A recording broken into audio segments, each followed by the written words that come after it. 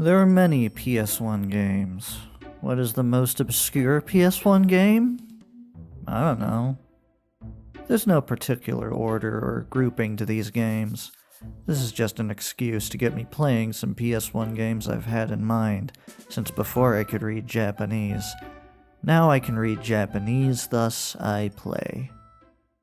Buckle up, bud. We're going on a crazy road trip full of action, explosions, kidnapping, and the Illinois State College.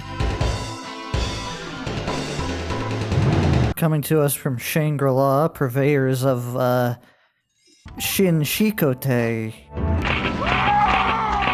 We have the world's most accurate depiction of Illinois. Following the journeys of All-American Dad Maxwell, he and his son or daughter get caught up in a wacky and action-packed cross-country car chase, mistaken by incompetent cops for runaway bank robbers. This game's got a very bouncy and colorful energy, from the faux American comic-styled story scenes to the ridiculous signs and dumb little gags, like graveyards full of gas-guzzling ghosts.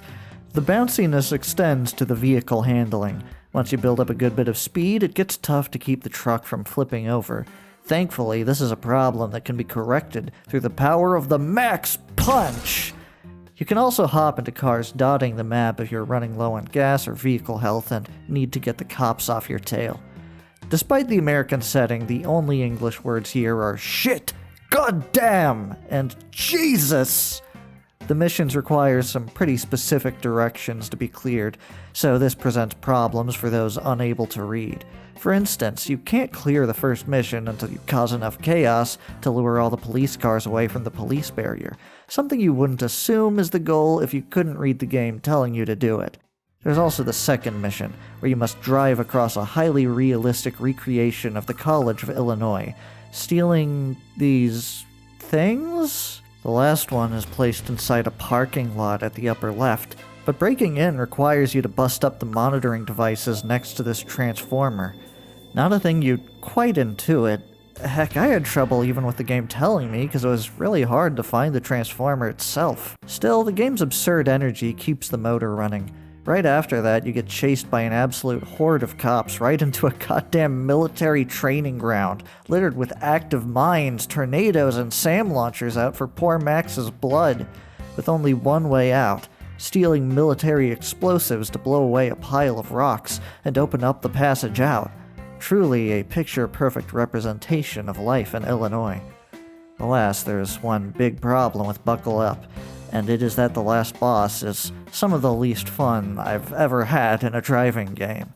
At a scant 4 levels, you'd hope the game's short length would mean it ends while it's still ahead, and its charm is outpacing its technical issues, but I guess they decided the easiest way to pad out its length would be to end it with a drawn-out, tedious duel with a guy who is constantly throwing grenades out behind him that blast you in the face with reminding you how kludgy this game's handling is. Keeping up with him is a nightmare, and it's not even quite because of the grenades. You can overcome those, but if they do hit you, or anything else does for that matter, you're going to be spending the next 10 seconds wrestling with the turning and acceleration, while the boss only creates more distance. I had a few good attempts, would manage to catch up at the start and stick to him as well as I could, but even that wasn't really sure enough, because he could handle clean, sharp turns that would send me veering away, or drive straight through obstacles that would stop me in my tracks. These trees have hitboxes at least twice as wide as they should be, and he can just cruise right through one of them. The game only makes life harder if you fall too far behind, by spawning in one of these police cruisers to start bumping you around. It doesn't even feel worth trying when you get to this point. You might as well restart the level and try again. It's a shame. Up to this point, I wouldn't say Buckle Up is good, but it's certainly more fun than not. Here, its tires just kinda go flat at the end. It's okay, Max. You'll always live on in the canon of weird video game dads.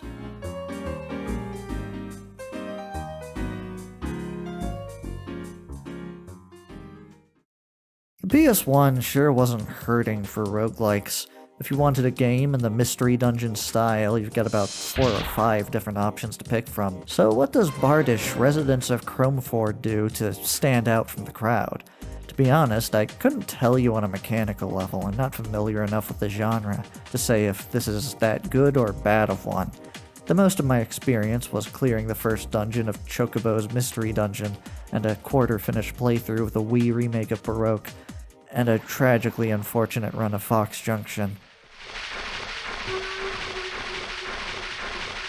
I forgot how much Fox Junction had, horror game vibes. What the fuck was going on here? It moves at a decent pace and seems to play fine enough, I can say that.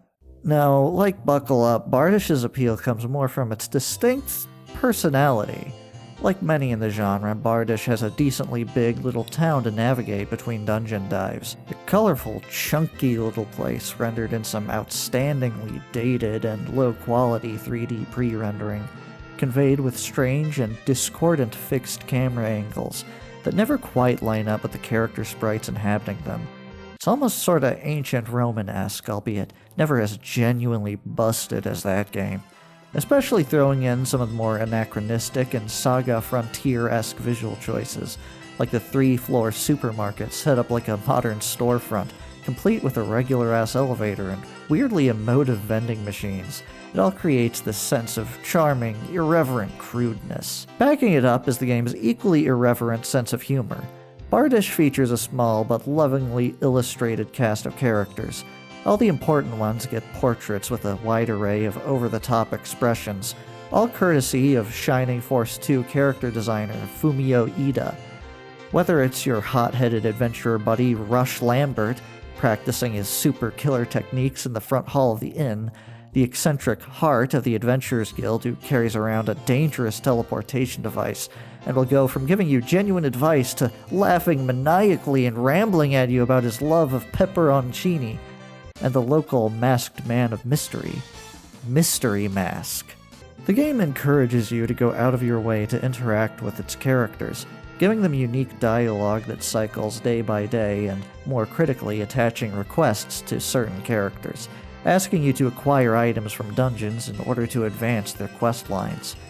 As a game, all in all, Bardysh is just pretty solid. Not a huge standout, but it's a fairly admirable and charismatic title from a studio with a somewhat storied and interesting history, and a clear passion for their work, being a part of both bigger-name localizations and ports of American computer games and franchises like Ultima and Theme Park, and having many of their own original beloved cult titles like the GOD duology, Reveal Fantasia, and Ribbit King. The single biggest thing that might stand out about it is its soundtrack, composed by the sadly recently departed Kenichi Okuma, a real legend of a composer who primarily worked on a lot of weirder, smaller RPG franchises, adventure games, and dating sims, like the original Sega CD release of Lunar Eternal Blue, Dino Island, Dokusei, and the Melty Lancer series. The main town theme of Bardysh is a bit chaotic for my liking, but it's definitely got a wild energy to it.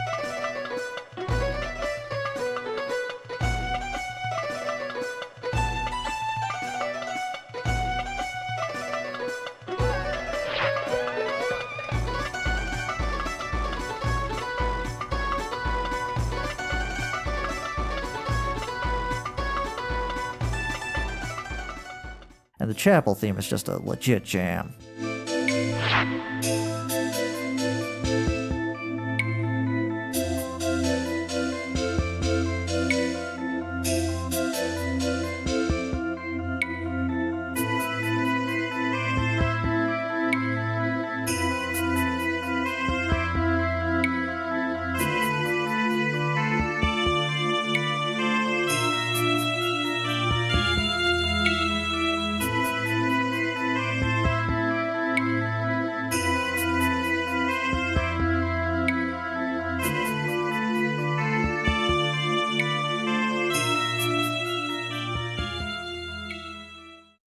Jailbreaker is that kind of game you really gotta see to believe. There's always been games throughout the years that sort of defy genre expectation, many for the sake of creating a cinematic, movie-like experience, and that's sort of where JB lands. It's heavy emphasis on big action-packed English-voiced CG cutscenes. Who's there?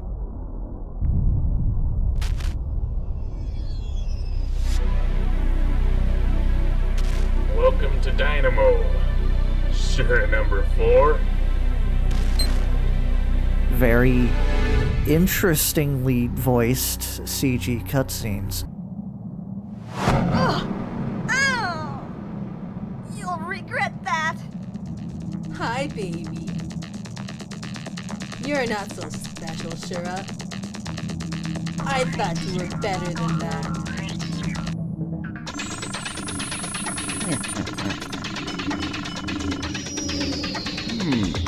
This new Shura is much cuter than the last one.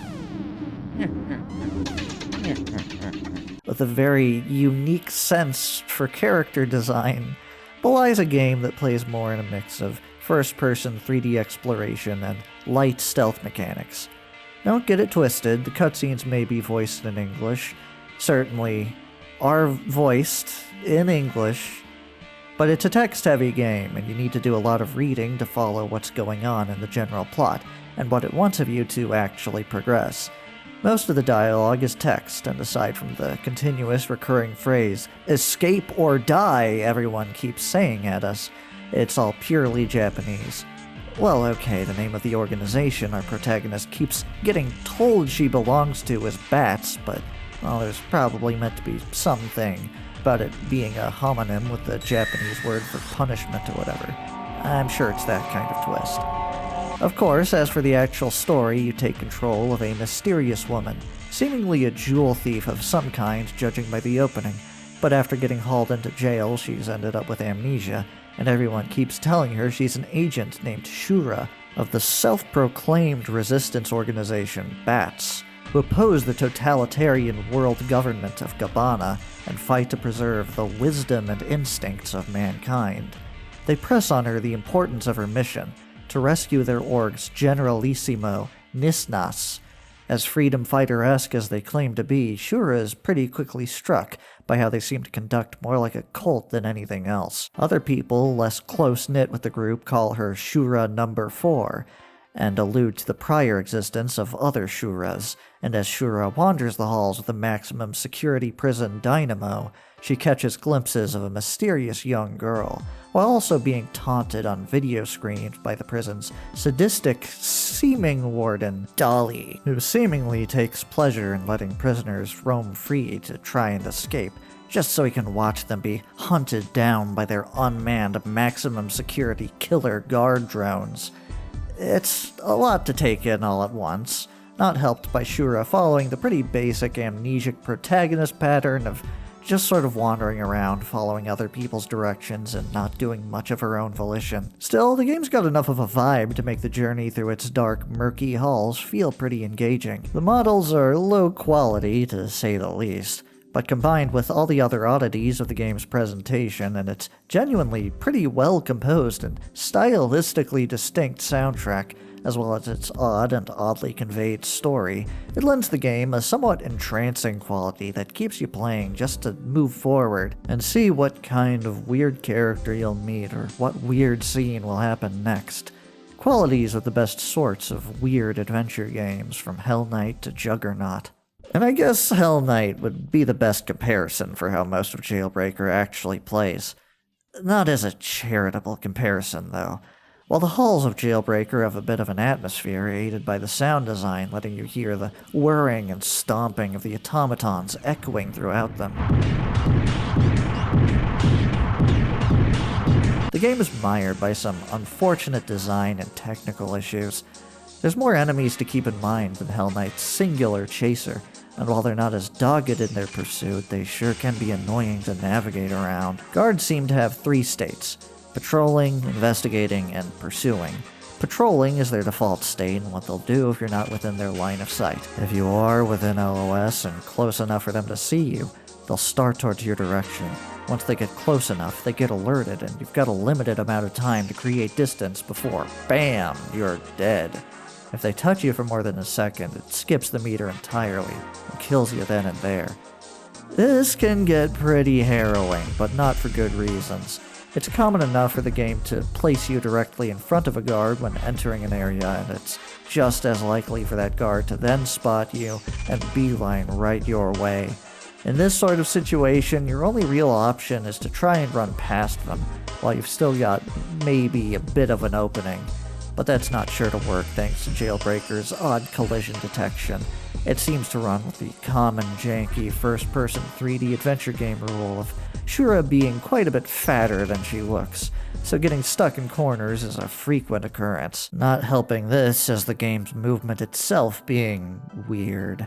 This game has analog support. You can use an analog stick to move in an analog fashion, but also you're always locked into a weird 16-directional grid. Strafing works in an utterly bizarre way where you have 2 dedicated strafe buttons on L1 and R1, but also if you push left while holding the right strafe button, you will strafe left, even though you can also normally move forward or backwards while strafing too. I don't know. There are just a lot of different subtle aspects of controlling that Jailbreaker very distinctly does not handle correctly, a number of ways in which it is very distinctly off. Still though, game has its charms and that music is pretty good. Sadly, it's hard to find any info on who even composed it. It seems like it might have been Hiroyuki Kimoto. They only have a vague sound credit though, so I don't know. They've got a sound credit on one of the other Highway Star games, the golfing entry in our old friend, the Simple 1500 series, and the music is definitely the good part of that one.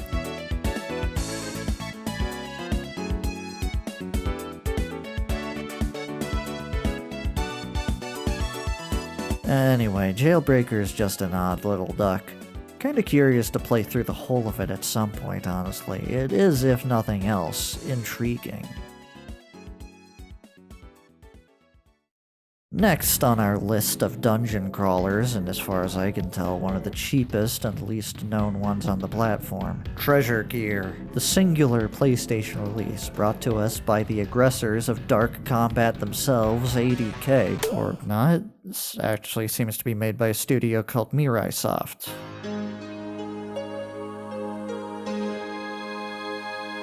Which I cannot find any information about. It makes the bold claim of utilizing an innovative new RPG system. When the joystick is being pushed, it's an action RPG. When the joystick is still, it's a menu-based RPG. It's the real turn system! Sounds a bit silly at first glance. Structurally, the game's just another mystery dungeon. Sort of. It gets weirder when you actually get to playing, and realize this isn't on any kind of tile grid. The other thing you'll notice is that this game looks, charitably speaking, like a slightly more put-together ancient Roman, while I'm bringing that one up a lot today. After being given a big info dump about the ancient threat and humanity's week of despair and how it was all settled by the wise men... Hey, wait a second, is that... You're given the option to start a new game! And pick between 2 characters. Whoever you pick, the other ends up sick in bed after carelessly approaching the Demon Lord's grave and contracting the death curse. Now it's our job to go delve into the 3 local dungeons to find the symbols of courage, wisdom, and strength in order to resurface an ancient tower in the lake and retrieve the only thing that can save our partner's life, the Seed of Life. Despite odd first impressions, Treasure Gear is generally better than it looks. I mean, it's not great, but there's definitely something sort of distinct here. It's probably the closest thing I can describe to the mystery dungeon equivalent of Super Hot. Without grids locking you down, it really does turn the regular mystery dungeon turn system into a ridiculous clown show, where you can easily juke enemies out and smack them before they can get in range to hurt you. The dungeons themselves, though, well, maybe it gets more interesting in the tower. The starting dungeons are mostly just several repeating floors of wide-open flat space. Not the most engaging to navigate, and with the game's whole core gimmick, combat in them, once you've got some good weapons, is a bit of a joke.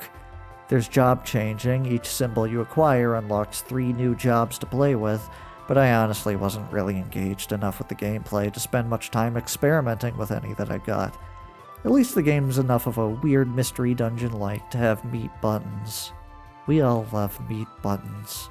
Like Bardysh and many others in the genre, there's a little hub town to talk with people in between dungeon delves, though the presentation and writing is, crude. Not exactly fonts of personality, these characters. I think the best presented thing in the game is honestly the transitions between town and dungeon, framing our blocky little dungeoneer running towards these very strangely photo-edited images of real fields and mountains and skies. Now, that's some cool-looking stuff. I certainly wouldn't call Treasure Gear bad, and maybe I'd even find some more charming things about it if I stuck with it.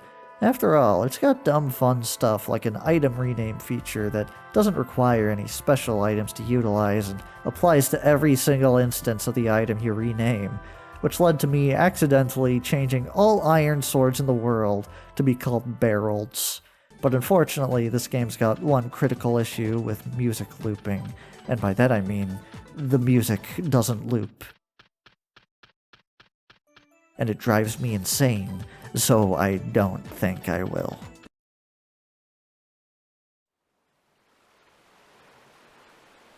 There are 2 islands, Cerebro and Alcila. Cerebro has all data of all the universe. In Alcila live terracotta peoples. They're called Dokijin. Long time ago, Dokyo ruled with a goddess and a destroyer all of universe. However, suddenly, Dokyo disappeared, following his servants after millennium, and long time went by. Nowadays, someone desires the rebirth of Dokyo.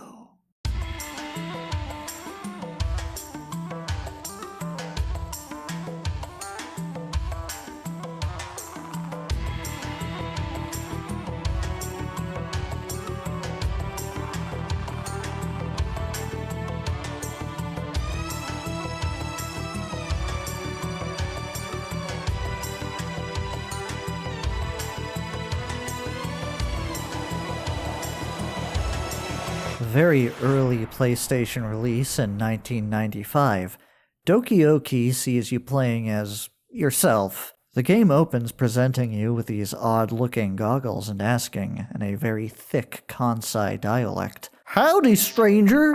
Wanna know the secrets of the universe?" You can refuse, but that's no fun. Inevitably, you gotta say yes. Upon which you don the goggles and are greeted with a vision of a curious talking, multi-armed, mechanical-looking clay figure, one of the aforementioned terracotta peoples, introducing himself as Terminus, broadcasting from the librarian's chamber in Cerebro. He warns of a coming threat to his world, Espasi. Their last hope is to revive the Dokyo, and he, once again, in a thick Kansai accent, shouts out to ask if we could lend a bit of a hand with that. And with that, our vision bends and warps, and we find ourselves pulled into another world.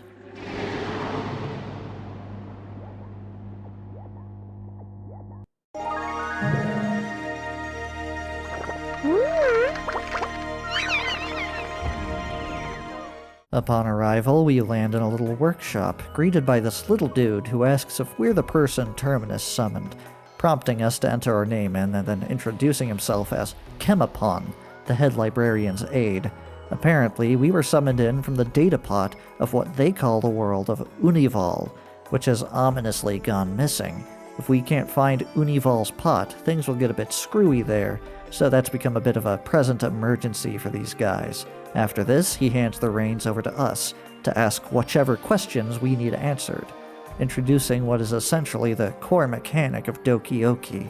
Differentiating itself from other Myst-likes, Doki Oki cares less about intuitive environmental and logic puzzles, and more about world exploration and knowledge.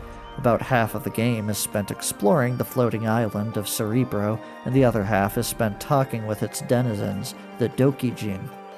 Prodding Kemapon for answers, we find out that not only is the Unival data pod missing, but so is Terminus. Kemapon last saw the two together, when Terminus was using the pod to summon us, but like someone came up and bonked him on the head, he fell unconscious and can't remember anything after that. Opening up the closet over here, though, gets us a pretty quick answer about Terminus's whereabouts. Thus, you are given your initial 2 mysteries to solve. Where is the Unival pot, and how can we restore Terminus from his petrified state? The only way is to wander Cerebro, questioning its inhabitants, using every possible clue we can find. As you question the Dokijin on different topics, these topics will level up, along with each new piece of context and detail you learn about them, allowing you to ask characters about them in greater depth. If a character has anything to say on a subject, it'll be highlighted in blue, so you'll never have a situation where you're just standing there prodding someone about something over and over again, hoping for new info. Outside of conversations, of course, you do have to explore and prod the land itself to find new subjects and new items that can be handed over and used to open doors and activate elevators and the like. Many topics, ones about local wildlife and specific Dokijin, give you less hints towards progression and more just a general idea of the relationships between these little clay robot guys and their thoughts on the world around them. Conversations in general tend to be pretty terse.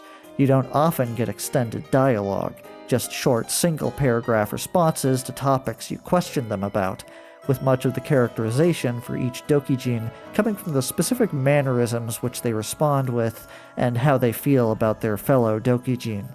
You can also press R1 at any time to call Kemapon, either for a hint, some info about the current area, or just for small talk. He acts as a bit of a sidekick in your journey through its world. With the game's otherworldly art direction, its droning ambient sound, and innocent, quirky cast, it possesses a very wandery, meditative, transient quality. Very dreamlike, very relaxed. I got more sucked in than I expected for the hour or so I spent with it. Of course, being so text-heavy, it's not a game you can really engage with without a very good grasp of Japanese. But given how terse the dialogue can be, I can also imagine it being surprisingly approachable for learners of the language. It might challenge you a bit with its more abstract concepts, but it also feels like it was made for a somewhat younger audience, with relatively simple kanji and sentence structure.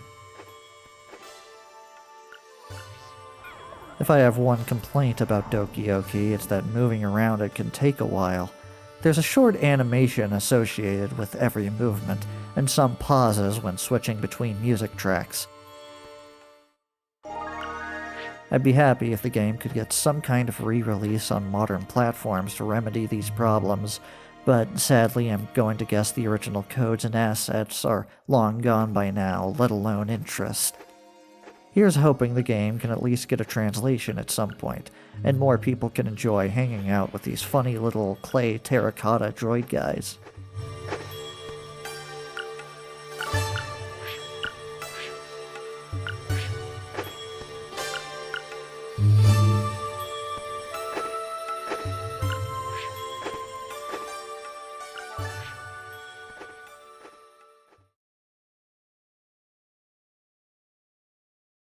Yakitori Musume isn't anything too grand. In fact, it's a game made to advertise a restaurant chain, Toriden. For one of those, however, it's a cute little time. Focusing on a young woman left to operate her dad's yakitori restaurant after his passing and subsequent reincarnation as a talking chicken, the best way I can describe Yakitori Musume is that it feels like a full game of one of those longer-form Yakuza sub-stories. You go through short little episodes where people come into your restaurant with troubles. You have a bit of back and forth among the game's steadily growing cast, and inevitably you resolve their dilemma through the power of cooking good yakitori really fast. Whether it's convincing a man to leave the Yakuza and live an honest life like his childhood friend wants of him, cheering up a little girl who's dealing with bullying at school, or repairing the relationship between the Prime Minister of Japan and his daughter, everything can be resolved through the power of Sasami's yakitori bout. which involves fanning meat scent into the air so it wafts around and gets them excited to eat, and then shoving the meat in their mouths really fast to build up combos. It's about as simple as it looks, but it is also weirdly punishing. I find you basically can't recover if you make a single mistake in this game. Luckily, the only consequence for failure is having to try again, and you do get a couple more scenes for failing and retrying that can have pretty entertaining dialogue in their own right, but still, it can feel pretty bad, especially since the controls are kind of stiff and make moving the cursor between meat sticks weirdly difficult and sluggish. As you play and accumulate big scores from playing well, you also unlock some small decorations you can set around the shop.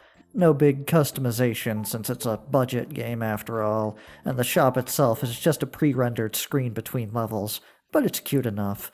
Yakitori Musume is a vibes game in the end, but the vibes are pretty good, and it lands that goofy, low-key restaurateur manga vibe pretty well. I'm cool with this one. And that's about it. I don't really know how to make a big outro for this one. See you next time.